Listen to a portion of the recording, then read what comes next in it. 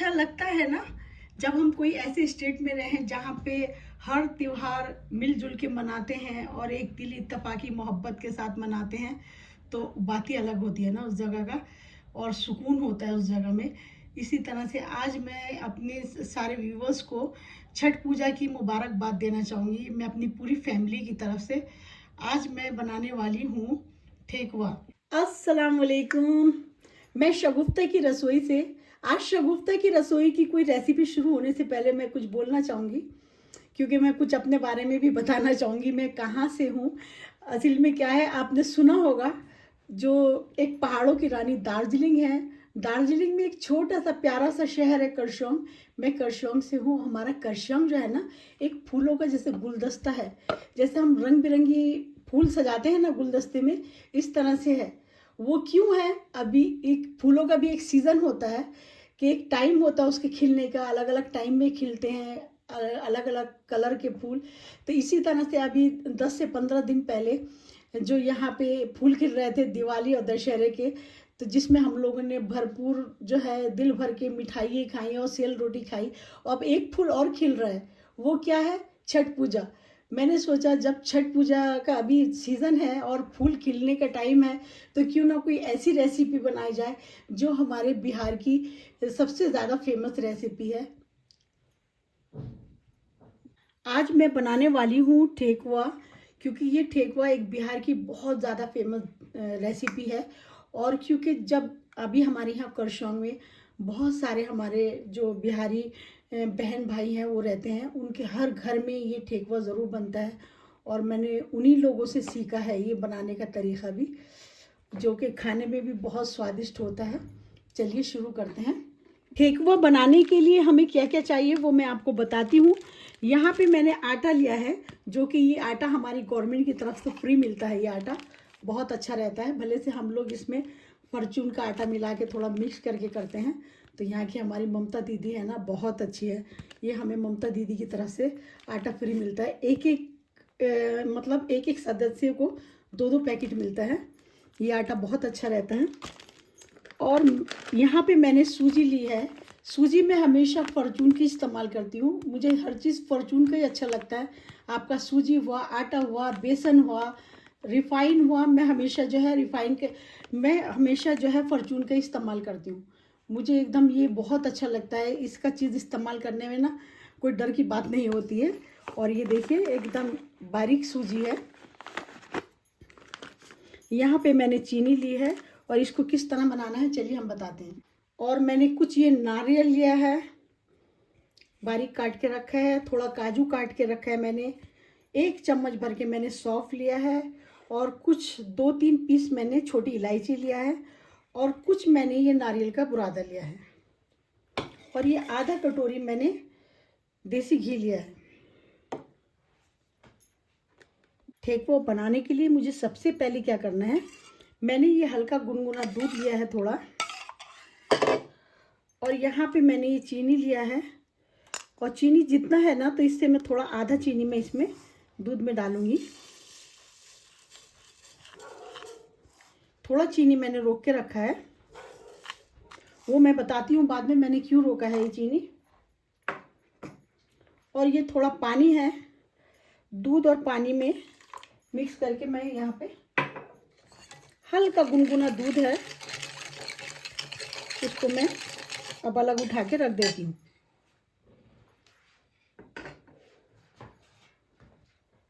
अब ये मैंने एक बोल लिया।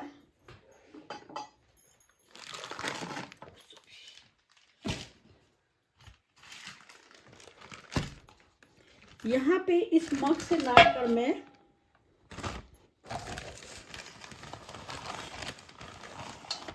2 मग भर के मैं यहाँ पे आटा लूँगी। आटा गेहूं का मोटा आटा हो तो ज़्यादा अच्छा रहता है। ये 2 मैंने भर के लिया आटा। और यहाँ जो फॉर्चून का सूजी है,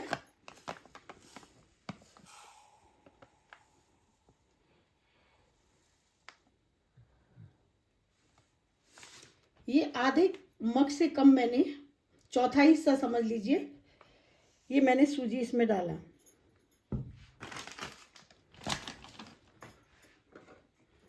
और यहाँ पे जो ये नारियल का बुरादा है वो मैं डालूंगी यहाँ पे। छोटी इलायची भी मैं इसी में डालूंगी। और जो सौंफ है ये, इसको थोड़ा क्रश करके आप डालेंगी तो ज़रा खुशबू अच्छी आती है।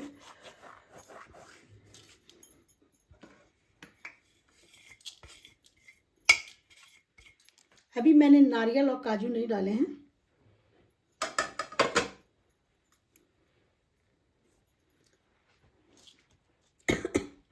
और ये जो देसी घी है 1/2 कटोरी, तो ये घी मैं डाल दूंगी यहाँ पे। सबसे पहले मैं अपनी अंगूठी उतारूंगी, क्योंकि अंगूठी पहनकर मैं नहीं कम कर पाती। इसको जो है इस तरह से मलना है।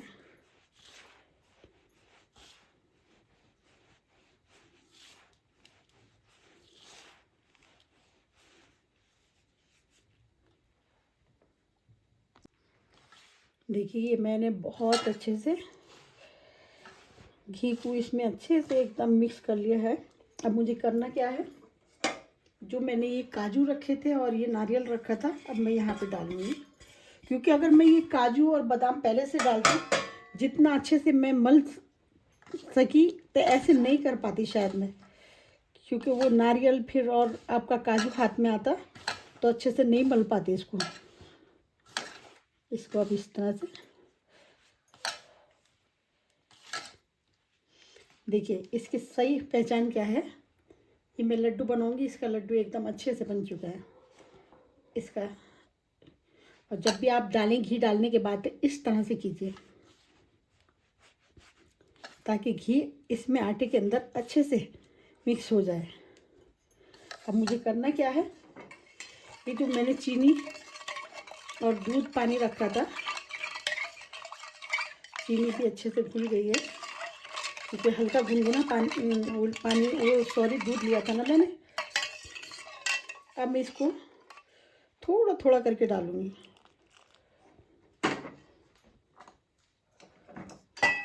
और ये जो चीनी है, मैंने जो 2 मग आटा लिया ना, तो उसका मैंने चौथाई हिस्सा लिया था, उसी मग से नाप कर चौथाई हिस्सा मैंने चीनी का लिया था, जिसमें आधा चीनी मैं डाल चुकी थी। फिर भी अभी मैं हाथ रोक के चीनी डाल रही हूँ चौथाई हिस्से से भी, क्योंकि हमारे यहाँ मीठा थोड़ा कम ही खाया जाता है ना।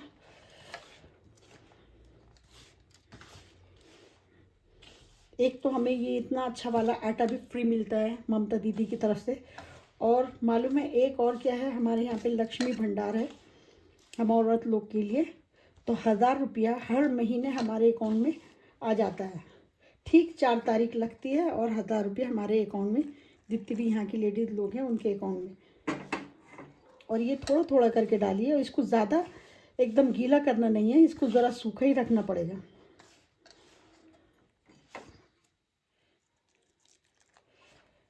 ऐसे थोड़ा थोड़ा डालते रहिए। यहाँ पे थोड़ा सा, जब भी आप इसको चीनी को भिगा के रखें, इसमें दूध में ये हो या पानी में हो, वैसे आप खाली दूध से भी कर सकती हैं, इसको गूंद सकती हैं, लेकिन दूध का जो होता है ना जल्दी ख़राब हो जाता है, ज़्यादा लंबा टाइम नहीं रख सकती हैं इसको ठीक हुए को। और पानी से जो है तो आप आराम से हफ्ता 15 दिन या कहीं सफ़र में जा रही हैं तब बना के लेके जा सकती हैं। इस तरह से इसको आगे आहिस्ता आहिस्ता करके, आटे की तरह इसको गूंदना नहीं होगा, इसी तरह से मुट्ठी के उससे करना पड़ेगा। अगर पानी डालने के बाद भी आपका ये सूखा सूखा लगे तो इस बीच में थोड़ा सा दूध डाल सकती हैं आप। दूध भी डालेंगे तो हाथ रोक के डालिए। ये देखिए जितना आटा सूजी था, मैंने एकदम अच्छे से इसको एक जगह मिला लिया है। और इसको मलने के लिए मुझे कम से कम भी 5 मिनट जैसे लगे। और इसको आटे की तरह नहीं गूंनिए, इसको अगर हो सके इस तरह से हाथ से कीजिए थोड़ा बहुत, या फिर जहाँ तक हो सके इसी तरह से आप कीजिए। इसी तरह से करने से, क्योंकि इसका आटा फिर ज़्यादा गीला रखना नहीं होता है। अगर ज़्यादा गीला होगा तो ठेकुए जो है नरम हो जाते हैं, क्योंकि ये बात मेरी एक सहेली रहती थी मेरी पड़ोस में, उन्होंने ये बात बताई थी मुझे कि अगर ज़्यादा नरम आटा रखेंगे तो इसका जो है ठेकवे जो होते हैं नरम हो जाते हैं, और कड़क रखेंगे तो ज़रा खस्ता खस्ता होते हैं। तो इसीलिए मैं हमेशा इसको थोड़ा सा कड़क ही रखती हूँ, क्योंकि उसने जो बात बताई तो बहुत अच्छी बात बताई थी। ये देखिए इस तरह से।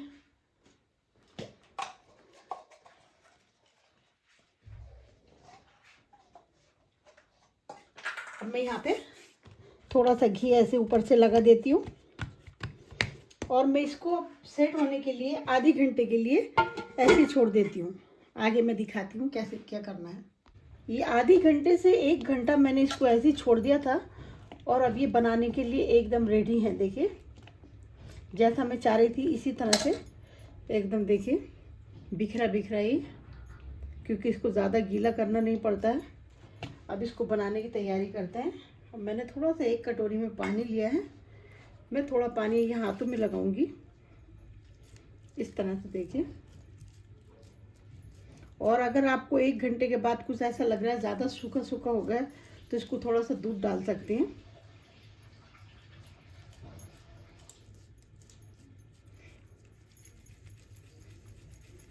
गोली आप अपने हिसाब से बनाइए, छोटा साइज़ या बड़ा साइज़ हो, लेकिन ज़्यादा छोटा भी नहीं बनाइए। देखिए थोड़ा पानी और लगाऊंगी हाथ में।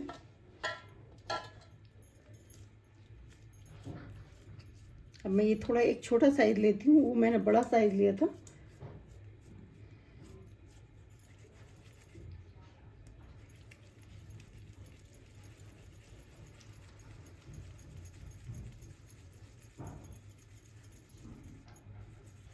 देखिए ये छोटा साइज़ है, इसके मुकाबले में ये बड़ा साइज़ है। आपको मैं दोनों साइज़ के बनाकर मैं सारी इसकी पहले गोली बना लेती हूँ, फिर मैं दिखाती हूँ आपको क्या करना है। देखिए ये मैंने सारी गोली बना के रेडी कर ली है, और इसमें आपको कोई छोटा साइज़ दिख रहा होगा, कोई बड़ा साइज़ दिख रहा होगा। अब इस गोली को सारी को मैं इसमें डालती हूँ। ये मैंने सारी गोली इसमें लौट ली है, और यहाँ पे मैंने थोड़ा सा घी लगा के रखा है इसमें थाली में, क्योंकि थाली में घी लगाना ज़रूरी है, नहीं तो इसमें चिपकेगा। अब करना क्या है, ये रखते हैं साइड, और थोड़ा यहाँ मैंने थोड़ा घी मैं यहाँ पे भी लगाऊंगी, इस पर चकले पे थोड़ा सा लगाऊंगी घी।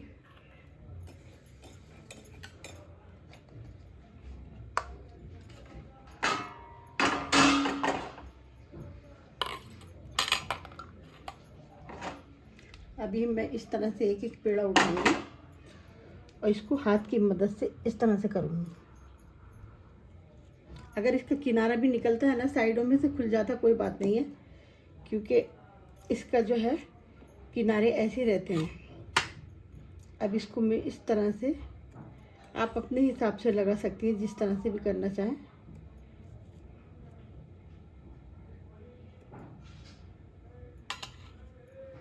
ये देखिए डिज़ाइन आप अपने हिसाब से बना सकती हैं। यहाँ पे तो डिज़ाइन बनाने के लिए एक अच्छे फ्रेम मिलते हैं, वो फ्रेम मेरे पास नहीं है। इस तरह से करिए।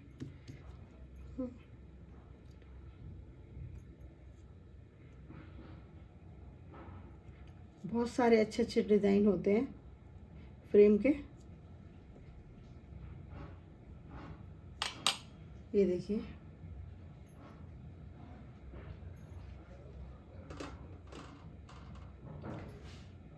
देखिए सारे बना के मैंने रेडी कर लिए हैं, और एक ही शेप में मैंने बनाए हैं, और हाँ सॉरी एक ही डिज़ाइन में।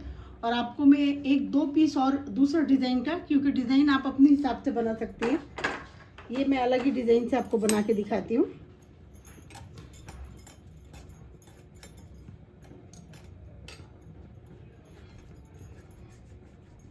ये बिखरेगा तो उससे बिखरने से कोई मतलब नहीं है, क्योंकि ये जो ठेकुआ होता है ना, इसके किनारे निकले भी होते हैं।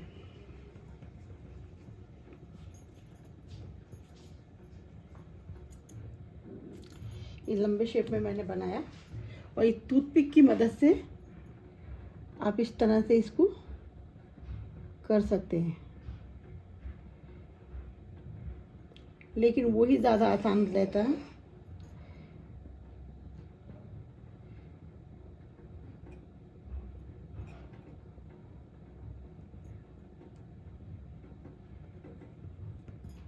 ये देखिए इस तरह से बना सकते हैं। और अगर फ्रेम मिल जाए तो वो ज़्यादा अच्छा होता है। बहुत अच्छे अच्छे डिज़ाइन होते हैं फ्रेम में। इस तरह से देखिए ये सारे एकदम रेडी हो चुके हैं। अब इसको फ्राई करने की तैयारी करते हैं। इधर देखिए मैंने तेल गरम किया है, और तेल ऐसा होना चाहिए, नहीं तो ठंडा होना चाहिए और ना ज़्यादा गर्म होना चाहिए। अगर ज़्यादा गर्म होता है तो ऊपर से तो एकदम अच्छे से गोल्डन हो जाती है ये, ठीक हुआ, और अंदर से जो है ना कच्चा रहता है। और ज़्यादा मतलब ठंडा होने से तेल तो क्या होता है कि मतलब वो डालते के साथ फैल जाती है। तो अभी देखिए इसकी पहचान हम ऐसे करेंगे। एकदम ये अच्छे से हो चुका है, ना ज़्यादा गर्म है ना ठंडा है।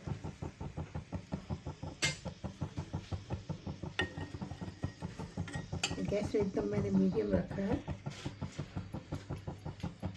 और आप इसको देसी घी में भी बना सकती हैं, और देसी घी से ज़्यादा अच्छा इसमें रहेगा रिफाइंड में। मैंने यहाँ पे सनफ्लावर का, फॉर्चून का सनफ्लावर का मैंने रिफाइंड लिया है, जो एकदम स्पेशल होता है। तो मैं इसी में फ्राई करूँगी। चलिए अब तैयारी करते हैं।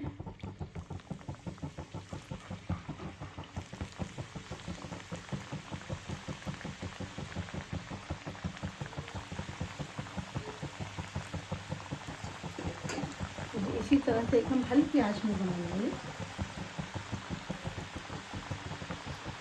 और ज़्यादा एक साथ नहीं डालूंगी मैं। रिफाइन इतना हो कि इसमें अच्छे से डूब जाए। अब इसको मैं पलट के देखती हूँ।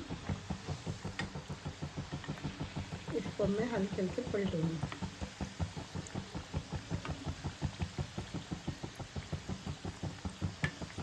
जितना हल्की आंच में बनेंगे उतने ज़्यादा अच्छे होंगे।